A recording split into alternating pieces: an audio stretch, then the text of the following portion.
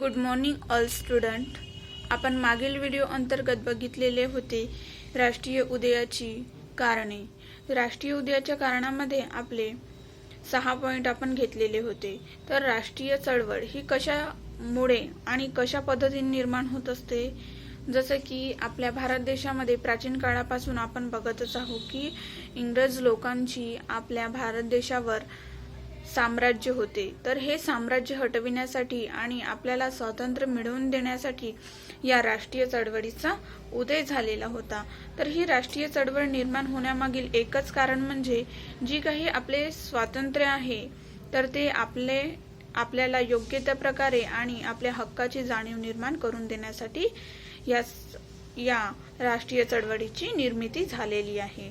तर आपण आज बघणार आहोत 7 नंबरमध्ये बघूया आपण इंग्रजी भाषेचे राष्ट्रीय एकात्मतेत सहाय्य. इंग्रजी भाषेच्या अभ्यासामुळे पाश्चात्य ज्ञानाशी हिंदी लोकांचा परिचय झाला.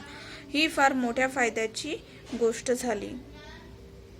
इंग्रजी भाषेच्या अभ्यासामुळे आपल्या भारत देशामध्ये आपण बघतच आहोत की इंग्रज लोक कोणती भाषा बोलतात? इंग्रजी भाषा बोलतात. तर या इंग्रजी भाषेचा अभ्यास करणे भारतीय मनुष्याला अतिशय गरजेचा झाला होता. कारण या इंग्रजी भाषेतूनच तो आपली जी काही साधने आहे किंवा जी काही अभ्यासाची साधने किंवा जे काही जॉबच्या संदर्भात असलेले जे काही कार्य आहे तर त्याला इंग्रजीच्या माध्यमातूनच ते पूर्ण करावे लागत होते. तर त्यासाठी त्याला इंग्रजी भाषेचा ज्ञान असणे अतिशय गरजेचे झालेले होते. हिंदी नेत्याचे विचारविनिमयाचे माध्यम. हिंदी जे नेते होते त्या काळचे त्यांचे विचारविनिमयाचे साधन सुद्धा कोणते होते? इंग्रजीमध्येच होते. त्यामुळे राष्ट्रवादाची झपाट्याने वाढ होऊ लागली. 8 नंबरमध्ये आहे रेल्वे, तारातंत्रे, पोस्ट इत्यादी भौतिक सुविधांचा हातभार. 19व्या शतकाच्या उत्तरार्धात इंग्रजांनी रेल्वे, तारायंत्रे, पोस्ट या भौतिक सुधारणा करून या देशाची अधिकाधिक आर्थिक शोषण करणे, आपल्या राज्यकारभारात पकड घट्ट करणे असा होता. परंतु ज्या सुधारणा हिंदी लोकांच्या पिळवणुकीत करण्यासाठी तयार झाल्या त्यांचा फायदा हिंदी लोकांनी एकत्र येण्यासाठी घेतला. यामध्ये काय म्हटलंय की 19व्या शतकाच्या उत्तरार्धात जी काही रेल्वे आहे, तारायंत्रे आहे आणि पोस्ट आहे यासारख्या साधनांचा वापर करून जे इंग्रज लोक होते तर त्यांनी यासारख्या साधनांचा वापर करून आपली जी प्रगती आहे करण्याचा प्रयत्न केला. आपले आर्थिक शोषण करून ते आपले राज्य किंवा आपला देश बळकट करण्याचा प्रयत्न करू लागले. परंतु या सगळ्या साधनांचा विचार करून भारतीय लोकांनी काय विचार केला की यातूनच आपण जी काही आपली पिळवणूक आहे, पिळवणुकीचे जे साधन बनविण्यात आलेले आहे तर त्याचाच वापर करून आपण एकत्र येऊन जी काही आपले उद्देश आहे किंवा ध्येय आहे ते सार्थक करण्याचा त्यांनी प्रयत्न केला. 9 नंबरमध्ये आहे इंग्रजांच्या अतिकेंद्री राज्यकारभाराचा परिणाम. इंग्रजांनी काश्मीरपासून ते कन्याकुमारीपर्यंत व सिंधूपासून आसामपर्यंत प्रदेश आपल्या वर्चस्वाखाली आणला. काय केले इंग्रज लोकांनी? सिंधूपासून ते आसामपर्यंत आणि काश्मीरपासून ते कन्याकुमारीपर्यंत संपूर्ण आपले साम्राज्य प्रस्थापित करण्याचा त्यांनी प्रयत्न केला. इंग्रजी साम्राज्य सत्तेचे संपूर्ण प्रभुत्व प्रस्थापित झाले होते. संस्थानी भारतात त्यांच्या संस्थानिकांच्या राज्यकारभाराच्या पद्धती भिन्न भिन्न असल्या तरी उरलेल्या मोठ्या प्रदेशावर इंग्रजांनी प्रत्यक्ष एक छत्री राजवट निर्माण केली. यामध्ये काय म्हटले आहे की इंग्रज लोक काय करत होते की काश्मीर ते कन्याकुमारीपर्यंत आणि सिंधू ते आसामपर्यंतचा संपूर्ण प्रदेश आपल्या वर्चस्वाखाली आणण्याचा प्रयत्न केला आणि यातूनच ते आपले जे काही प्रश्न आहे किंवा आपली जी पकड घट्ट करण्याचा त्यांनी प्रयत्न केला. 10 नंबरमध्ये आहे भारताचे आर्थिक शोषण. इंग्रजांचे साम्राज्य हे व्यापारी साम्राज्य होते. इंग्रजांचे साम्राज्य कसे होते? व्यापारी होते, म्हणजे देवाणघेवाणीचे होते. कच्चा माल आणायचा, पक्का माल करायचा आणि पक्का माल करून तो आपल्या भारत देशामध्ये आणून त्यापासून जे काही आर्थिक शोषण ते आपल्याकडून करत होते. या देशात आपला अधिकाधिक माल खपवून त्यांना भारतीयांचे अप्रत्यक्ष पिळवणूक करावयाची होती. अधिक माल खपवून जी काही मालमत्ता आहे तर ती आपल्या देशामध्ये नेऊन पक्का माल निर्माण करून त्यामधून अप्रत्यक्षपणे पिळवणूक करण्याचा यातून प्रयत्न केला गेला होता. भारतातील कच्चा माल मोठ्या प्रमाणात होऊन तो पक्का करून तो दामदुप्पट किमतीने जो काही कच्चा माल पक्का केला जात होता आणि दामदुप्पट किमतीने आपल्या भारत देशामध्ये विकला जात होता आणि अशाच पद्धतीने जे काही अर्थ आहे तर तो आपल्या देशामध्ये नेण्याची त्यांची ही प्रक्रिया चाललेली होती. त्यामुळे भारतातील उद्योगधंदे बुडालेले होते. जे काही कर्मचारी वर्ग होता तो बेकार पडलेला होता.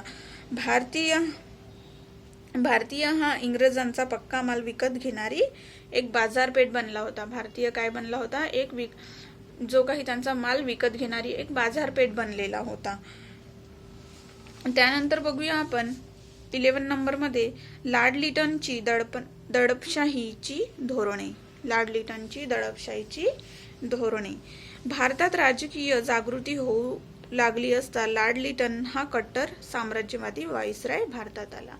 भारतात कोण आला? लिटन हा कट्टर साम्राज्यवादी व्हाईसरॉय. त्यांच्या राज्यकारभारातील अन्यायी धोरणामुळे भारतातील सुशिक्षित वर्गातील असंतोष भरच पडली. दक्षिण भारतात दुष्काळ पडून लक्षावधी लोक फरफटत होते.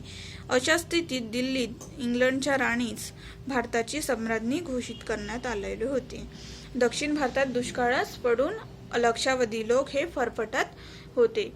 काय झाले होते की इंग्रज लोक काय करायचे? आपल्या भारतामध्ये येऊन आर्थिक शोषण तर करायचेच, परंतु जे आपले बेकार वर्ग होते म्हणजे जे कर्जबाजारी असो किंवा ज्यांना सुशिक्षित बेकार होते त्यांना सुद्धा योग्य त्या प्रकारे नोकऱ्या मिळत नव्हत्या, तर त्यासाठी ते फरफटत होते. अशा स्थितीत दिल्लीत इंग्लंडच्या राणीस भारताची सम्राज्ञी घोषित करण्यात आले. इंग्लंडची जी राणी होती तिला भारताची सम्राज्ञी घोषित करण्यात आलेले होते आणि लाखो रुपयाची उधळपट्टी केली. लिटनची ही कृत्ये अन्यायी व स्वार्थी होती.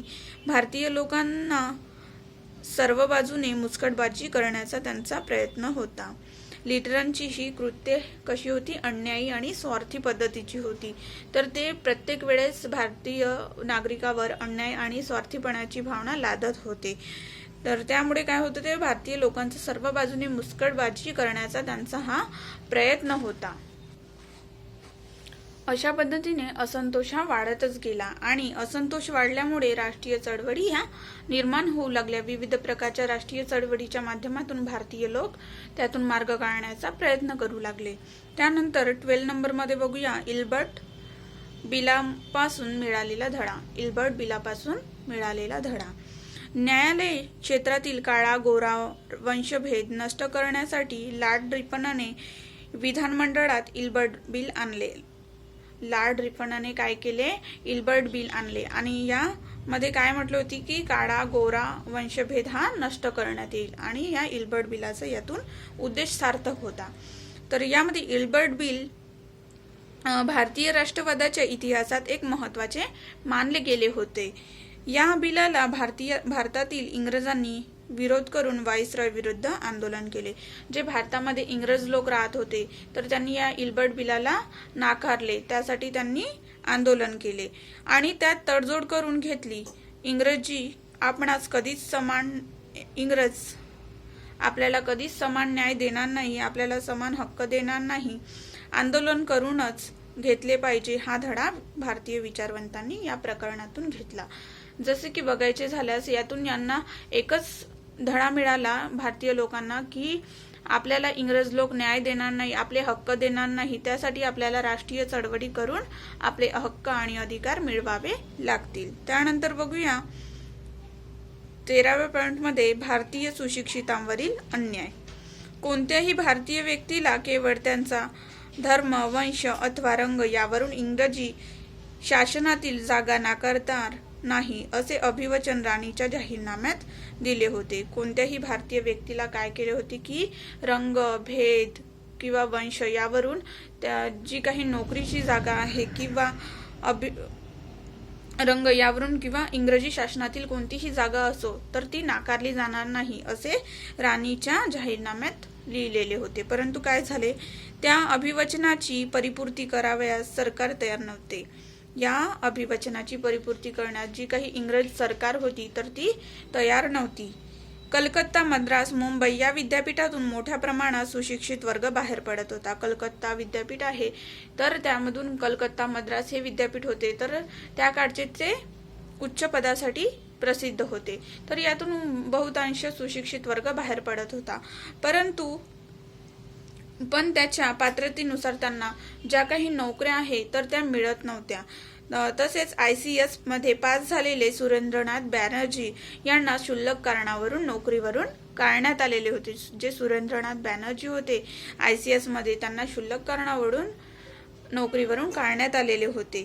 हा इंग्रजांना भारतीय तरुणावर उघड अन्याय होता. त्यातूनच त्यांच्याबद्दल असंतोष निर्माण झाला.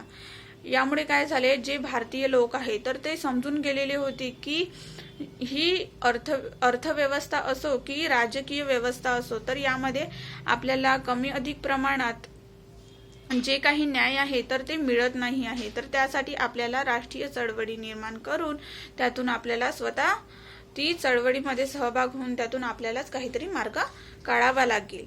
त्यानंतर आहे 14 नंबरमध्ये विदेशी चळवळींचा प्रभाव. 19व्या शतकात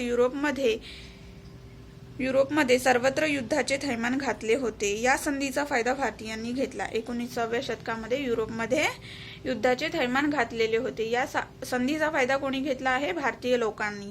इंग्लंड आर्थिक अडचणीत सापडलेला होता. आयर्लंड इंग्रजांपासून स्वतंत्र होण्याचा प्रयत्न करीत होता. इंग्लंड काय होत होता की आर्थिक जी काही अडचण आहे तर त्यामध्ये तो सापडलेला होता आणि आयर्लंड त्यापासून वेगळा होण्याचा प्रयत्न करत होता. युद्धाच्या थैमानामध्ये आयर्लंड इंग्लंडपासून वेगळा होण्याचा प्रयत्न करीत होते. या विदेशी चळवळीमुळे भारतीयामध्ये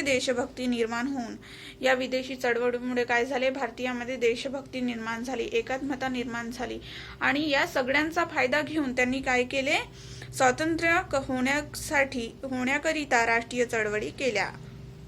राष्ट्रीय चळवळीमुळेच भारताला स्वातंत्र्य मिळाले. ज्या काही राष्ट्रीय चळवळी जी नेता आहे तर त्यांच्या माध्यमातून केल्या गेल्या आणि त्यातूनच स्वातंत्र्य मिळाले. धार्मिक आणि सामाजिक चळवळी सर्वप्रथम भारतात घडून आल्या. ज्या धार्मिक आणि सामाजिक चळवळी आहेत त्या सर्वप्रथम भारतामध्ये घडून आलेल्या आहेत. समाजसुधारकांच्या प्रयत्नाने चळवळी घडून आल्या आणि पुढे त्यांचा विकास होत गेला. जे समाजसुधारक होते, भारतामध्ये अनेक समाजसुधारक होऊन गेले. तर यांचे कार्य कोणते आहे? ज्या काही चळवळी राबवून जी काही अशिक्षित वर्ग आहे तर अशिक्षित वर्गामध्ये जाणीव जागृती निर्माण करून त्यांना संघटित करून चळवळी निर्माण करून त्यातून जे काही ध्येय साध्य करायचे आहे ते त्यांना पटवून देऊन त्यांचे मार्ग मोकळा करण्याचा त्यांनी प्रयत्न केला आहे. अशाच पद्धतीने ज्या काही पुरातन काळामधील अडीअडचणी होत्या किंवा अंधश्रद्धा होता तर यापासून त्यांना दूर नेण्यासाठी या समाजसुधारकांचा मोलाचा वाटा असलेला दिसून येतो. अशा पद्धतीने आज आपण राष्ट्रीय चळवळीच्या उदयाची कारणे बघितलेली आहे. थँक्यू.